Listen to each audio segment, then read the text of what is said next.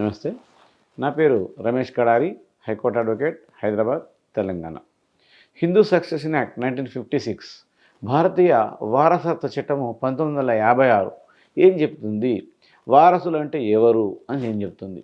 So ఇక్కడ మనము Hindu succession act 1956 ప్రకారంగా వారసులు అంటే ఇక్కడ మనకు వారసులు class 1 hairs, class 2 hairs, class 3 hairs, class 4 hairs అని మనకు విభజించడం జరుగుతుంది.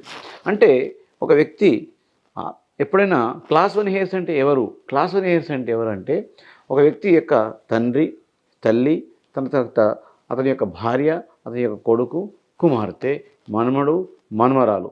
సో మనమడి యొక్క భార్య, వీళ్ళందరినీ మనం క్లాస్ 1 హెయిర్స్ కింద తీసుకుంటాం. అంటే ఒక వ్యక్తి వీలునామా రాయకుండా మరణించినట్లయితే అతనికి యొక్క ఆస్తి ఎవరికి చెందాలి అని అనుకుంటాం. అప్పుడు అతను వీలునామా వ్యక్తి రాయకుండా మరణించినట్లయితే అతని యొక్క ఆస్తి మొదటిసారి అతని యొక్క భార్యకు, తర్వాత అతని యొక్క తల్లికి, తర్వాత అతని యొక్క కొడుకుకు, కుమార్తెకు చెందుతుంది. సో ఇక్కడ వారసులు క్లాస్ 1 హెయిర్స్గా ఎవరైతే నిర్మించబడ్డారో వాళ్ళు మాత్రమే వీళ్ళు ఫస్ట్ తరగతి. ఒకవేళ క్లాస్ 1 హెయిర్స్ లేనట్లయితే నెక్స్ట్ క్లాస్ 2 హెయిర్స్కి వెళ్ళిపోతుంది. క్లాస్ 2 హెయిర్స్ అంటే వారి యొక్క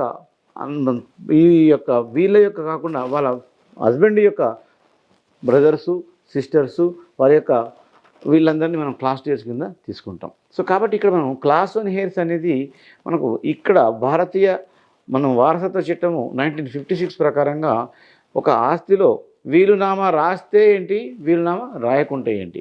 వీలునామా రాసినప్పుడు స్వయంగా సంపాదించిన ఆస్తి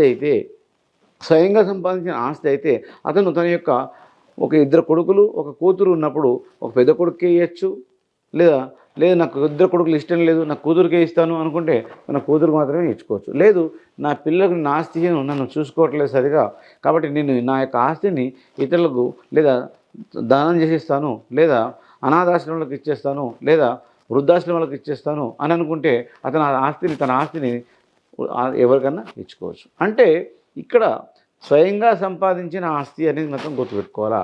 దాన్ని సెల్ఫ్ అక్వర్డ్ ప్రాపర్టీ అంటారు. ఒకవేళ ఒక వ్యక్తికి తన తండ్రి నుంచి లేదా తన తాత నుంచి వచ్చిన ఆస్తి ఉంటుంది, మరి తాత నుంచి వచ్చిన ఆస్తికి వీలునామా రాయొచ్చా అంటాం. సో తాత నుంచి వచ్చిన ఆస్తికి వీలునామా రాయడానికి లేదు. సో కాబట్టి ఎందుకంటే తాత నుంచి వచ్చిన ఆస్తి అతని యొక్క కొడుక్కి వచ్చి అతని కొడుకు నుంచి అతని మనుమలకి వస్తుంది. సో అంటే ఇతను కూడా ఒక భాగస్తుడు మాత్రమే. కాబట్టి అతను తన తండ్రి నుంచి వచ్చిన ఆస్తి ఒక 10 ఎకరాల భూమి ఉంది, తన తండ్రికి వచ్చింది. తర్వాత 2 కొడుకులు, 2 కూతుర్లు, 4 పిల్లలు ఉన్నారు. ఇప్పుడు ఇందులోకి వెళ్ళి తండ్రి వాటా 2 ఎకరాల భాగమే అవుతుంది. ఒకవేళ పిల్లలకు మైనర్లు ఉన్నప్పుడు ఆ యొక్క ఆస్తిని అమ్మినట్లయితే అమ్మడానికి కూడా వీల్లేదు. ఎందుకంటే ఆ ఆస్తి తన తండ్రిది. ఆ ఆస్తి తన తండ్రిది అయినప్పుడు ఇతను అమ్మడానికి అలాగే 2 ఎకరాలు, తన భాగము 2 ఎకరాలు ఉంటుంది కదా, ఆ 2 ఎకరాల వరకే అర్హత కలిగి ఉన్నాడు, మొత్తం అమ్మడానికి లేదు. ఒకవేళ అమ్మాలి అనుకున్నప్పుడు వీరి యొక్క అవసరాలు, ఎవరి అవసరాలు, పిల్లల యొక్క అవసరాలు ఉన్నాయి అని, వాళ్ళ యొక్క చదువులకు అవసరం ఉంది, వాళ్ళ యొక్క విదేశాలకు వెళ్తున్నారు, వాళ్ళ యొక్క అభివృద్ధి కోసమే చేస్తున్నాడు అనుకున్నప్పుడు అమ్మే అవకాశం ఉంటుంది.